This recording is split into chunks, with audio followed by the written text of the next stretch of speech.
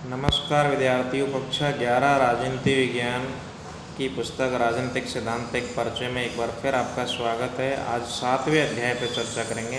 राष्ट्रवाद बहुत महत्वपूर्ण अध्याय है। राष्ट्रवाद, राष्ट्र क्या है हमें पहले ये समझना पड़ेगा। राष्ट्र राज्य की अवधारणा क्या है इसके बारे में हमें समझना पड़ेगा। उसके बाद हम राष्ट्रवाद पर चर्चा करेंगे। तो पुराने ज़माने में राजा थे और राजाओं से ही राज्य शब्द आया है। और वर्तमान में अगर हम राजनीति विज्ञान की बात करें तो राज्य शब्द स्टेट का मतलब है एक देश।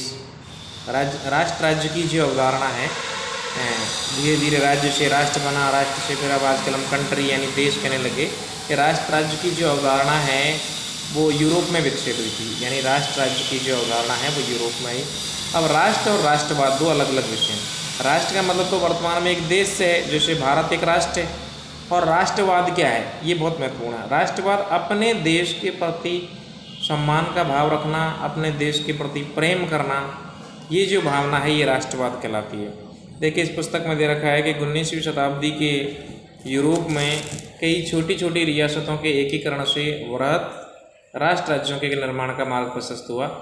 जैसे इटली, जर्मनी, इनका जो एकीकरण हुआ है, इससे धीरे धीरे राष्ट्र राज्य की अवधारणा है वो आने लगी। अब इस पुस्तक में थोड़ी सी चर्चा उपनिवेशवाद पर की गई है कि उपनिवेश क्या है या उपनिवेशवाद क्या है। जब कोई देश किसी दूसरे देश को गुलाम बना लेता है तो वो जो गुलाम देश होता है वो उपनिवेश कहलाता है। अब कई देश ऐसे हैं जिन्होंने 16वीं 17वीं या 18वीं 19वीं सदी तक बहुत सारे देशों को गुलाम बना लिया।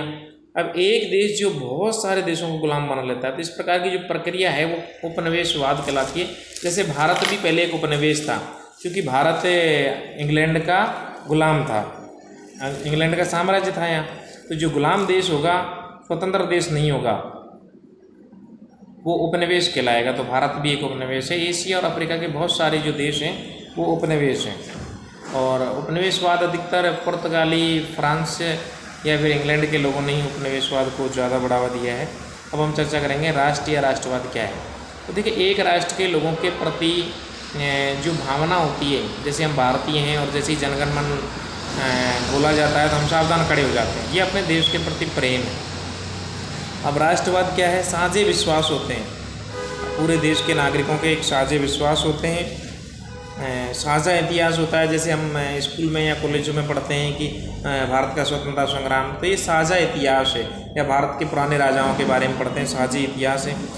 किसी भी देश के लिए एक निश्चित भू क्षेत्र होता है, उसकी सीमाएं होती हैं कि यहाँ के देश है।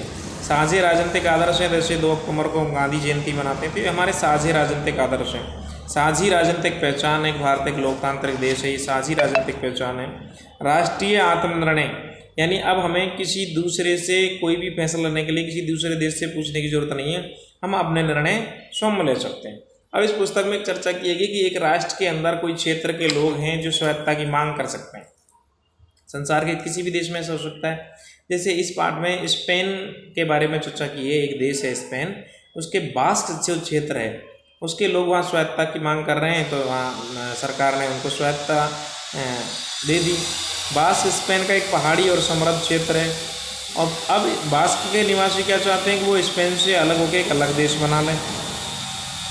एक शासक हुआ है स्पेन का, तानाशाह फ्रैंको, जिन्होंने यहाँ पर जो स्वायत्तता थी बास्क की, ये जो व्यवस्था थी उसमें कटौती करने की कोशिश की है। तो सब बच्चों को ध्यान रखना चाहिए। तानाशाह फ्रैंको कहाँ का रहने वाला था, स्पेन का। उपनिवेशवाद के बारे में हमने चर्चा कर ली है। अब एक शब्द इसमें आया है कि बहुलवाद क्या है।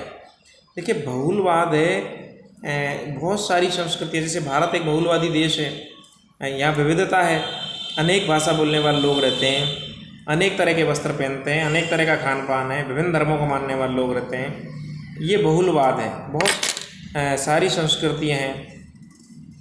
तो यहाँ क्या है कि बहुलवादी विचारधारा है, और बहुलवादी भारत भी एक बहुलवादी देश है। अब राष्ट्रवाद के विषय में रविन्द्रनाथ टैगोर ने क्या कहा है, इसके बारे में हम थोड़ी चर्चा कर देंगे। रविन्द्रनाथ टैगोर जी ने कहा है कि राष्ट्रवाद हमारा अंतिम आध्यात्मिक मंजिल नहीं हो सकता। मेरी शरण स्थली तो मानवता में है। मैं हीरों की कीमत पर शीशा नहीं खरीदूंगा, और जब तक मैं जीवित हूँ देशभक्ति को मानवता पर कदापि विजय नहीं होने दूंगा। यानी रविन्द्रनाथ टैगोर ने राष्ट्रवाद से भी महत्वपूर्ण माना है मानवता को। इस पुस्तक में ये चर्चा की गई। ये बहुत ही छोटा अध्याय था लेकिन बहुत इम्पोर्टेंट अध्याय है। लगभग 7 अध्यायों की हम चर्चा कर चुके हैं। कक्षा 11 राजनीति विज्ञान राजनीतिक सिद्धांत एक परिचय, इस पुस्तक की हमने चर्चा की है। जो विद्यार्थी पढ़ते लिखते हैं, हम पढ़ने लिखने से संबंधित नियमित वीडियो बना रहे हैं, उनकी जानकारी में वृद्धि के लिए ऐसे वो हमारा चैनल सब्सक्राइब कर सकते हैं, शेयर कर सकते हैं। धन्यवाद, शुक्रिया।